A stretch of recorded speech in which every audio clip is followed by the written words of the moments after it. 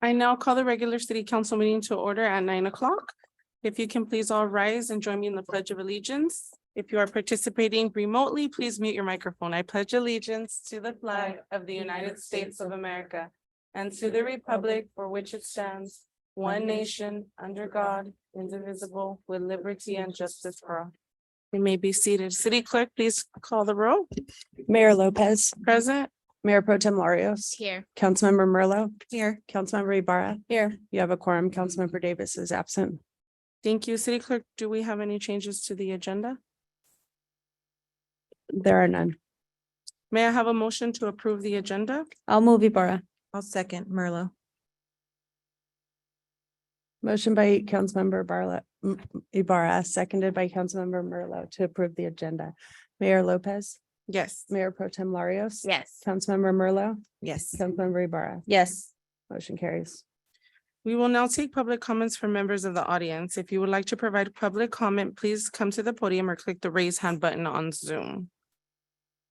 Do we have any public comments?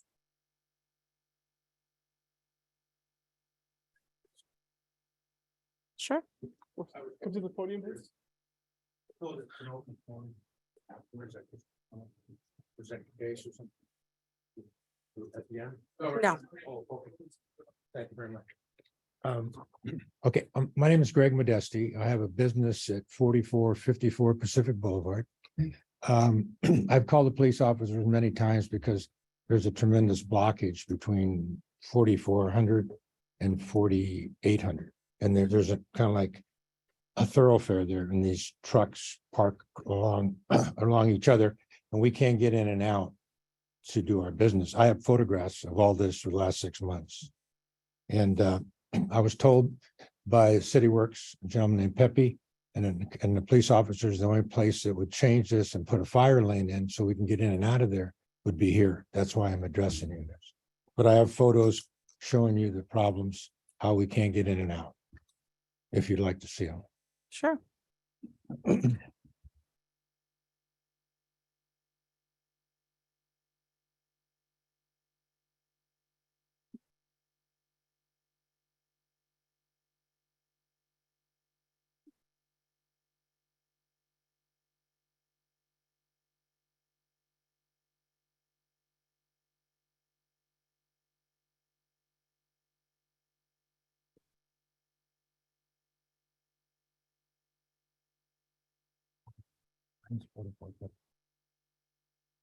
Here's my. Sorry.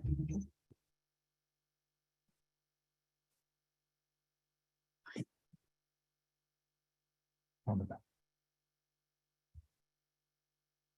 We direct admin to look into this, please.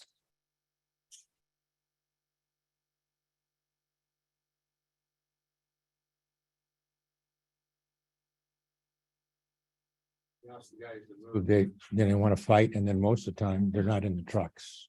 I don't know where they go, but they're not in the trucks. And they park straight across, so you can't get through, can't get your trucks in and out. Are they like just parking to park, or are they They like going unload, there? but they to just keep stacking them like this. You know, they're not in a single file, so you can't get through. Mm. And we have a dock on this side, and we can't get trucks in and out. And I've been putting up with it for about 7 years, but since things are getting rougher, and the truck people don't want to come in because they can't get in, Mhm. and they just go Is on. this a specific business that? There's trucks are two going to? businesses on That's that right. side. I don't know. The police officers have come there like last week and stuff and had to make a move all these trucks because you couldn't get, it's a real fire hazard, and the building's really old. If we ever get an earthquake, we'll never get out of there. Honest, this is This is the impossible. corner building, right? that Yeah, we're it's a looking at? corner of Santa Fe and Pacific. It's a brick building. And they're just, and then I talked to the owners of our building and said, look, can you just put a line where your property is? Because the police officers can't do anything because they don't know whose property is what. But if they were parked on that guy's property, which we pay rent to, they can find them or have them, have them moved or tow them. But since there is no fire lane, they said we can't do anything. So that's where I'm at. And it's just not me, it's 2 or 3 other people, but they don't speak English. They're Korean people. And they didn't know what to do to come here today. But it's just a few of the buildings are affected that way because of the way they stack trucks. You can see they just stack them straight up. Excuse me, I'm sorry. So with permission of council, the city admin will investigate and will report back to city council. Yes, Okay. please. Thank you very much. Thank you.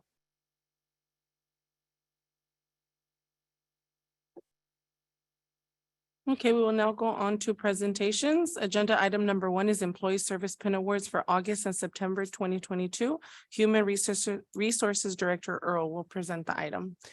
Good morning, Mayor and members of the City Council. During the months of August and September, we had 4 employees achieve service milestones with the city. I believe all 4 are present here this morning. We'd like to start off by recognizing Daniel Lopez for 15 years of service. Daniel was hired as a gas systems lead in the Public Utilities Department on September 17, 2007, and then was placed into the position of gas system specialist on April 20th, 2014. Please join me in recognizing Daniel Lopez for 15 years of service to the city.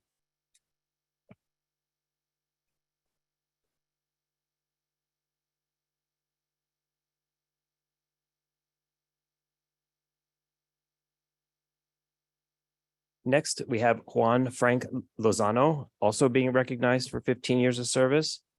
Frank was hired as a gas systems technician in the Public Utilities Department on September 17, 2007. Was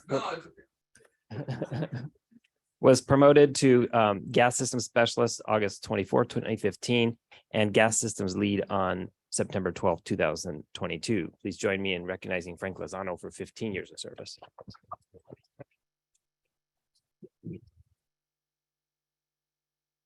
Next, we have Christina Rivera, also being recognized for 15 years of service. Christina was hired as an account clerk in the Public Utilities Department on September 10th, 2007, was reclassified to customer service representative on July 1, 2012.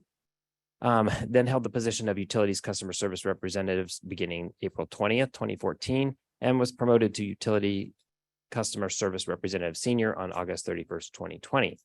Please join me in recognizing Christina for 15 years of service.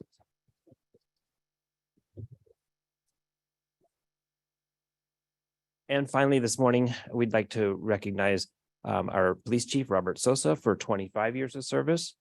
The chief was hired as a police officer in the police department on August 11th, 1997, was promoted to police sergeant in 2002, police lieutenant, 2007, was promoted to captain in 2017, and promoted to police chief on July 29th, 2021.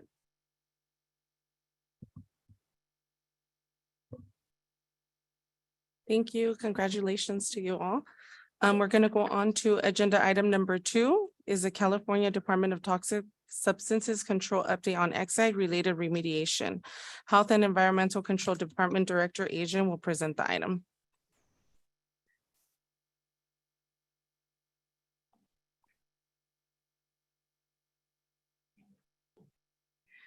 Good morning and congratulations to the newly promoted staff. It's a refreshing meeting. I'm going to be presenting here the latest update on the Exide Vernon facility. Next slide, please. And I will start with the budget, but before I start, my name is Mehdi Betahar. I'm Assistant Deputy Director with the Department of Toxic Substances Control. We're going to make this presentation short and we welcome questions after the presentations. Next slide, please. As you guys may know, we have received $132 million for the cleanup of the facility. That was in July 1st of 2021. The 132 were scoped for demolition of all the remaining buildings at the facility and remediation of the soil. We also included in our budget remediation of groundwater and operations and maintenance that will follow. That was done in July, like I said, in July 1st of 2021. I want everybody to keep in mind that when you build your budget, you start very early on. We started building this budget in around January or February of 2021. We are today sitting on about 25% in inflation. That's something that we have not, certainly not considered, not an inflation to that extent The conditions are very different from what we have expected. So we do have now that uncertainty on the budget, and we are working in resolving that issue. We're also very excited to partner with US EPA. As you guys heard, this year we have California EPA has requested that the site gets listed under the Superfund list. And that would provide us with, if approved, it will provide us with funding that can help us complete the work at the facility in a timely manner. Next slide, please. So as of July 5th, out of the 132 million that we received, we expended about $5 million. We have about 50 million that are currently in process of being contracted, and that would leave us a balance of 78 million that's going to be used after the first part of the work is completed. And the first part here, and again, I'm insisting, is the demolition of the buildings. We want to take everything to the ground, then we can tackle the soil remediation and the groundwater remediation. Next slide, please. And without any delay, I'm going to hand it to Poonam Acharya. She's the project manager on this particular site, and she will provide you with more updates. Thank you. Hey, good morning, everyone. Thank you for having us here today. My name is Poonam Acharya, and I'm the project manager for closure and corrective action at the facility. And today I will be providing an update of what has occurred in last quarter since May 1st. Next slide. Yeah, as you all know that Vernon Environmental Response Trust, in coordination with US EPA and DTSC, was able to remove, decontaminate and deconstruct all the main buildings at the facility. And they transitioned the closure activities to DTSC. And since May 1st, DTSC is overseeing the facility maintenance activities. In coordination with City of Vernon and AQMD, all the facilities permits were updated to include contact information of DTSC's contractor. Very thankful to City of Vernon for their cooperation and their assistance on performing this task. So thank you, Vernon team. WERT continues to remain as a property owner and a permit holder, and DTSC coordinates permit related tasks with WERT on a need basis. Next slide. So these are some of the operation and maintenance activities that are ongoing at the facility. We have a site security 24/7 at the facility. We have a wastewater treatment plant, which is very active and treats all the water runoff from the site before it gets discharged to the sanitary sewers. We have a wheel wash station, which is a South Coast Air Quality Management District's requirement that every vehicle entering the site has to leave with having a wheel wash. We also have permits with Los Angeles County Sanitation District, South Coast Air Management District, and also with City of Vernon, and we are making sure that we are complying with all the applicable permits at the facility. Our contractors are also maintaining the facility grounds. We are doing all the housekeeping activities, utility repairs when needed, weed removal, etc. We also have 5 air monitoring stations that again require AQMD's requirement. And we'll go to the next slide to look at the data from those air monitoring stations. So this is the data I started from May of this year when DTSC resumed the closure activities, and it covers the time frame until last month. As you can see, this is the data from the 5 monitors at the site, and the abbreviation that you see at the bottom, Southeast, Southwest, Northeast, OSN, and Mid are the names of all the 5 monitors that are placed strategically around the site. And as you can see, we are very low compared to the action level, which is 0.1 microgram per meter cube. And so we are maintaining compliance with the lead levels, and these are the 30-day rolling average lead levels at the site. Next slide. So this is one of the ongoing tasks at the facility right now. Our contractors are removing sludge from wastewater treatment plant. And the reason for performing this task is we want to create enough headspace.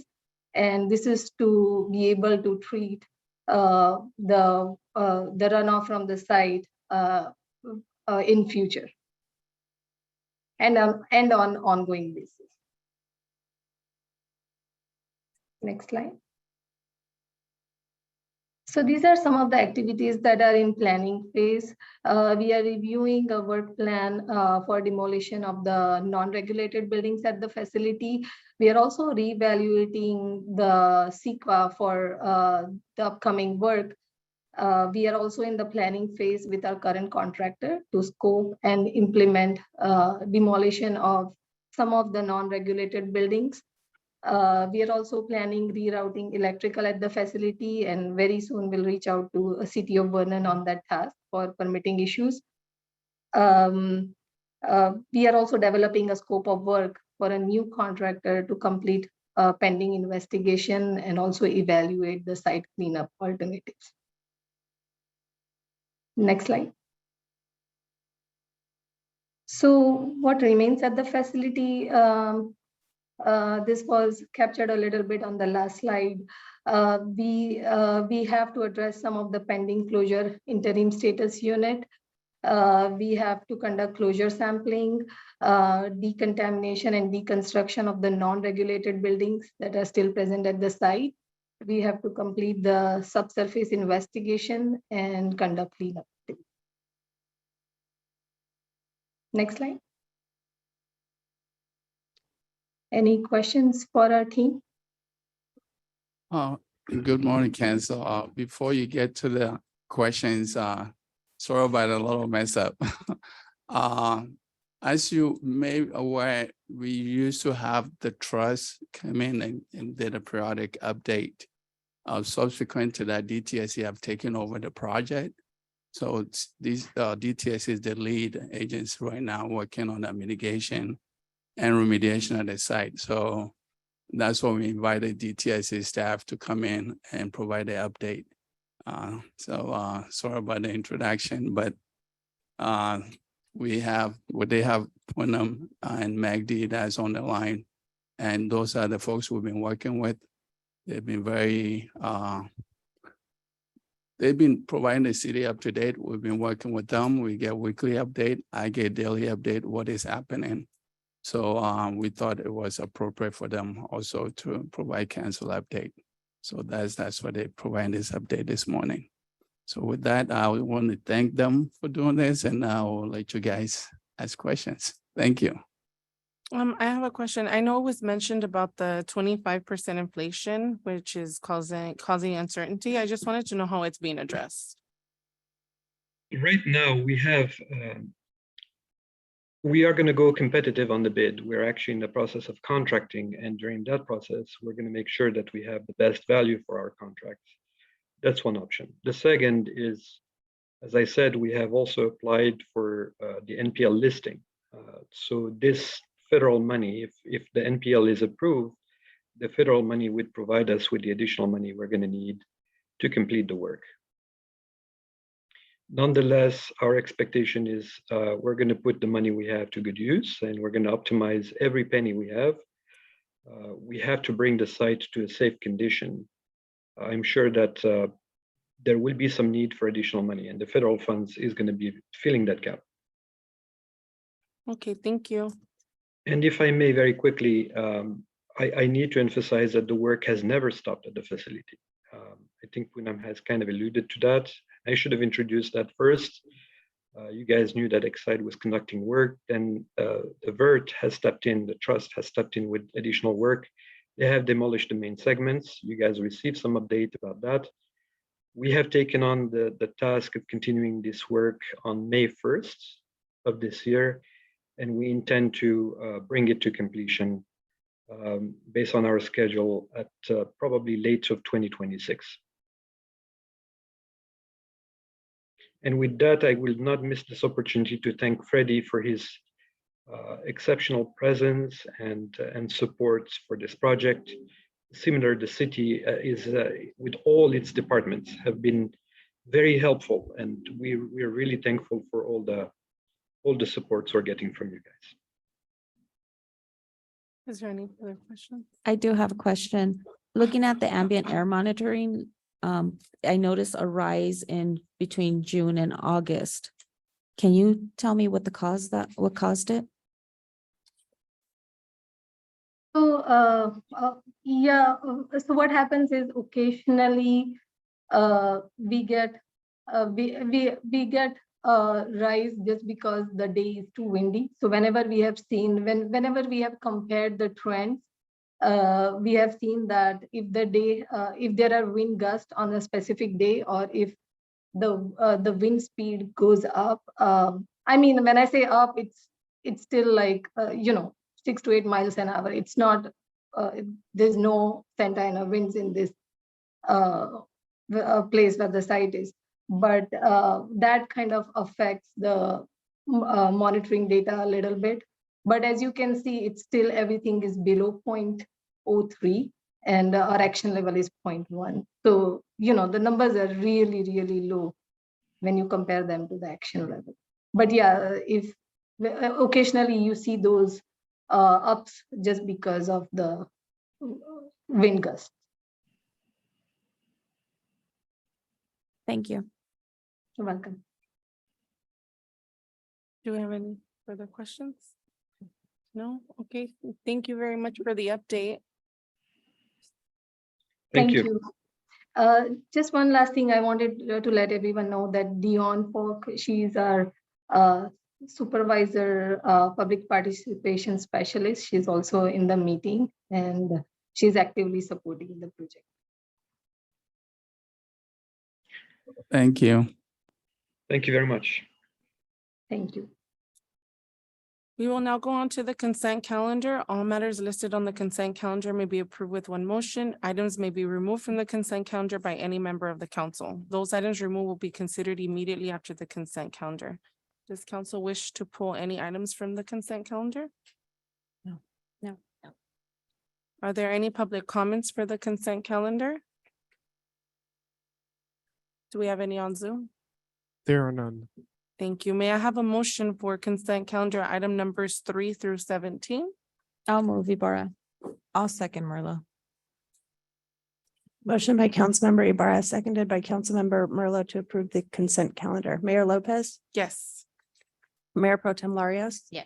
Councilmember Merlo, Yes. Councilmember Ibarra. Yes. Motion carries. We will now go on to oral reports. City Administrator Fandino, do you have a report? This week, Mayor and council members, the Vernon School will participate in their annual Red Ribbon Week festivities. Starting in 1988, the Red Ribbon Week is an ideal way for communities to unite and take a visible stand against drugs. Every October, millions of children and families participate in drug prevention, education, and activities. The Vernon Police Department will join the Vernon School during numerous planned events. Halloween Spooktacular is nearly here. Community members can visit the City Hall for a free in and out meal, a Halloween maze, free food, raffle, prizes, carnival games, and festivity giveaways. A flyer will be delivered to Vernon residents sometime today. It'll be October 27th at 5 p.m. We're looking forward to this event. It's a fun way to celebrate with the community.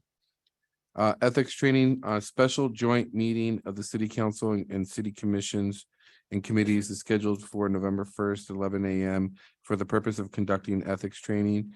The City Attorney's Office is putting together a training that will cover the required AB 1234 training and include participation from the City Clerk regarding public records and related topics. The training will take place for about 2 hours. That's all I have. Are there any reports from council? No. Okay, we will now go on to closed session for agenda item number 18.